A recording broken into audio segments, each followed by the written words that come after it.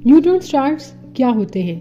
جب سورج سے بڑا اور زیادہ میس والا ستارہ اپنی زندگی کے آخر میں اپنا فیول ختم کر دیتا ہے تو اس کا کور کولیپس کر جاتا ہے، جبکہ اس کی باہر کی لیئرز ایک زبردست سپر نووا دھماکے سے اڑ جاتی ہیں۔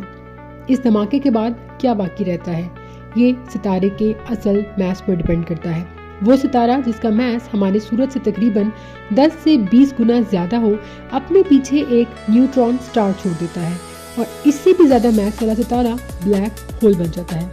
بلیک ہولز کے برعکس نیوٹرون سٹارز کو سیدھا آبزرو کیا جا سکتا ہے، اکثر پلسرز کی شکل میں، جنہیں کائنات کا لائٹ ہاؤس بھی کہا جاتا ہے۔ یہ تقریباً 50 سال پہلے ڈسکور کیے گئے نیوٹرون سٹارز کائنات کے سب سے زیادہ ڈینس آبزرویبل آبجیکٹس ہیں۔ نیوٹرون سٹارز سورج کے میس سے لگ بھگ 2 گنا زیادہ میٹر کو ایک شہر جتنے سائز کے چھوٹے سے اسفیئر میں بھی سما سکتے ہیں۔ اس کے اندر میٹر اتنا زیادہ پیکڈ ہوتا ہے کہ اگر نیوٹرون سٹار کے اندر کا صرف 1 چمچ میٹر کو ہم زمین پر لے آئیں تو اس کا وزن زمین پر بلین ٹن سے بھی زیادہ ہوگا۔ اس کے باوجود نیوٹرون سٹار کے کور میں موجود انتہائی ڈینس میٹر کی اصل نیچر کے بارے میں ابھی تک معلوم نہیں ہو سکا، کیونکہ نیوٹرون سٹار بہت ہی چھوٹی جگہ پر بہت زیادہ میس رکھتے ہیں، اس لیے ان کی گریوٹی انتہائی طاقتور ہوتی ہے کہ وہ اپنے سے نکلنے والی روشنی کو بھی موڑ دیتے ہیں، یعنی بینڈ کر دیتے ہیں، اور اس سے ستارے کی شکل تھوڑی ڈسٹورٹڈ نظر آتی ہے، اور اسی ایفیکٹ کی مدد سے سائنٹسٹ اس کے میس اور اس کے سائز کو میجر کرتے ہیں۔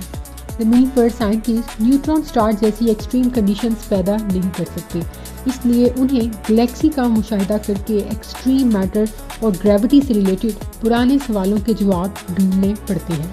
جب انتہائی ڈینس نیوٹرون سٹارز آپس میں ٹکراتے ہیں تو اس واقعے کا اثر پوری کائنات میں محسوس کیا جا سکتا ہے، لیکن اسٹرونامرز چاہتے ہیں کہ ان سسٹمز کو ٹکرانے سے پہلے ہی ڈھونڈ لیا جائے، اور اب ان نیو سیمولیشنز کے ذریعے ہمیں بہت مدد مل سکتی ہے۔ نیوٹرون سٹار ہمارے سورج جتنے میس کو ایک چھوٹے سے اسفیئر کی شکل میں، جس کا سائز ایک سٹی یا ایک شہر سے بھی چھوٹا ہو سکتا ہے، اس میں سمیٹے ہوتے ہیں۔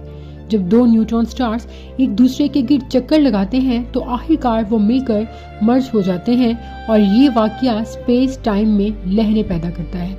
گیما ریز اور دوسری روشنی کا زبردست بلاسٹ نکلتا ہے، اور ممکن ہے کہ آخر میں ایک نیا بلیک ہول بن جائے۔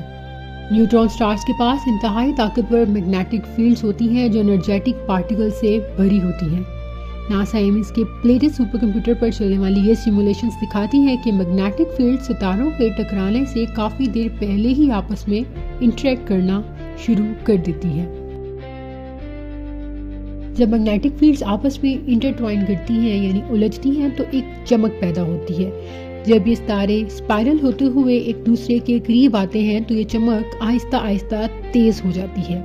یہ سیمولیشنز یہ بھی میپ کرتی ہیں کہ سب سے زیادہ انرجیٹک گیما ریز کہاں پیدا ہوتی ہیں، جسے ایک خاص قسم کی چمک بنتی ہے جو ہم زمین سے ڈیٹیکٹ کر سکتے ہیں۔ یہ اگلے دور کی ٹیلیسکوپ کا ایک اہم گول ہے۔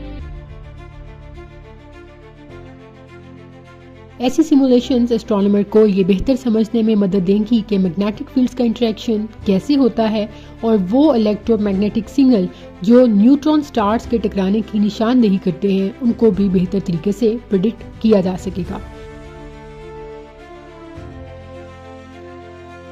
ویڈیو کو لائک اور شیئر کرنا مت بھولیں۔ اس طرح کی مزید سائنٹیفک اور اسپیس سے ریلیٹڈ ویڈیوز دیکھنے کے لیے چینل کو ضرور سبسکرائب کر لیں۔